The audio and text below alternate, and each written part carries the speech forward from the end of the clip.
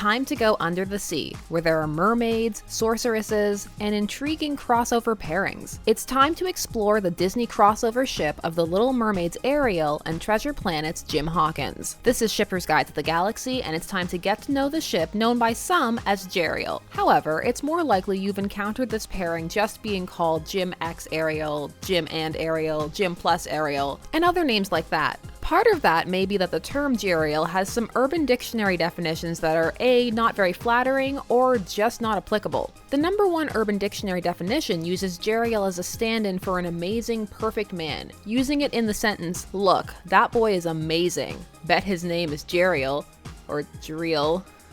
Not sure how you'd pronounce it. But there is a singer by the same name as well, so yay. The second definition states that the name Jeriel is used as a placeholder name for a sex offender whose true identity may need to be withheld in a legal action case or discussion. Or it may just be that this ship simply does not lend itself very well to a portmanteau-style name. Some ships are harder to name than others. Whatever the reason, let's get to know the players in Jim X Ariel, starting with the Princess of the Sea herself, Ariel. The youngest of 7 daughters born to the King of the Sea Triton, Ariel is inquisitive, oh yeah, and also a mermaid, with her unique fascinations being turned towards the human world. She is utterly entranced by surface culture and artifacts, and has fallen in love in canon with a man she has seen from afar, Prince Eric. Full of adolescent passions, when her father is not supportive of her interests or wishes and tries to impose his dreams and goals for her on her, she rebels and goes after what she wants, by any means necessary, no matter the cost. Up next we have Jim Hawkins from the clever sci-fi Treasure Island update, Treasure Planet, a young man also enchanted by tales of far-off worlds and buried treasure, and nursing some father issues of his own. When the inn he helps his mother run is raided and burnt to the ground by pirates, a sphere left in his and his mother's possession turns out to house an ancient treasure map. Jim ends up on the adventure of a lifetime, leaving everything he knows behind to go and find the legendary Treasure Planet. So when asked why do people ship them, the first question is often, how do the two even meet? Their movies do not take place within the same universe. As this is a crossover ship being when a pairing links characters and concepts from 2 or more separate fandoms. Well, with this in mind, most crossover ships are also AU or alternate universe ships, wherein certain details of the base canon are altered to match the author's vision. There are actually numerous options for how these two could meet. It is possible that their worlds are not separate at all. In Jim's travels through space and the universe, it is entirely plausible that he came across a planet inhabited by mermaids. Alternatively, perhaps Jim is the human Ariel is obsessed with, either a worker on Eric's ship or still on the RLS Legacy.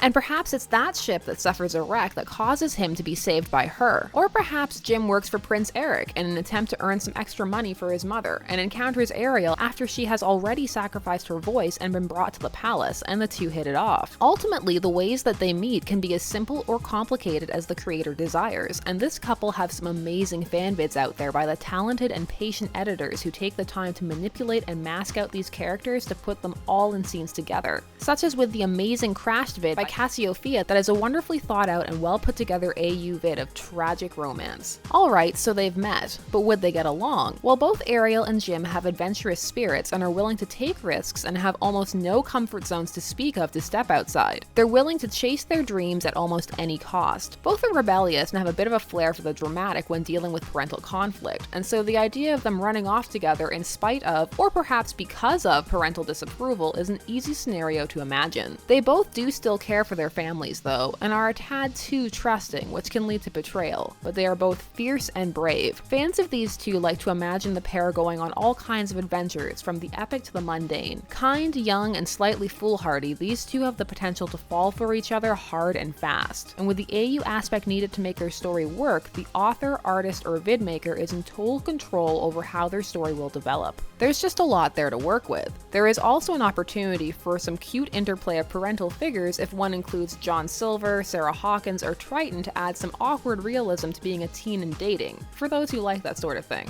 So those are some reasons for, but what about some against? Well, as similar as these two may be, there are some key differences. Ariel is a little spoiled, a princess of the sea whose troubles, while real, are very far removed from the poor Jim Hawkins, who is abandoned by his father and struggles to eke out a living in the lower middle class. There is a possibility, particularly given the types of worlds these characters come from, that this class difference could manifest in Jim finding Ariel annoying or her problems trivial, though this could be used in a slow build style fic for effect. The two are both seeking to find themselves, but seem to be seeking out different things. Ariel seeking a more codependent lifestyle, in the sense of seeking a companion to explore with. Ariel and Doctor Who, anyone? While Jim is more of a loner, though he does form strong attachments. So it's easier to imagine Jim being fine on his own versus Ariel on her own, which may be an issue for some writers to work through or may drive some away from the pairing. Also, their similar willingness to go after what they want at any cost is a positive and negative. Great if they're working together, destructive if they want different things, especially given their volatile teen personalities, which many do not associate with lasting love. There are also those who are simply not fans of either Disney pairings or crossover pairings. Some feel that Disney is for children, and shipping it, and the fics and the vids, some adult themed in nature, sully the innocence of these films. And some present the animation is for children argument, and can be enjoyed as an adult, but should be enjoyed in an adult way. While crossovers simply rub some the wrong way, as they prefer universes to remain unpenetrated and intact, to maintain their narratives and elements that make them special to them. And that all the changes necessary to facilitate these ships make the universe unrecognizable. And some simply find the level of effort to create these intricate stories baffling. There is also the danger, if the crossover is not well done, that so many elements could be changed that characters no longer even resemble their base models, and it becomes pretty much an original work with characters that share the original protagonist's names. But this can happen in any piece of poorly written fiction, crossover, canon, fan work, or otherwise. However, if you are into crossovers, there is a whole world that unfolds. The possibilities are endless. Any pairing with any character becomes a possibility, and to some, a challenge worth taking on.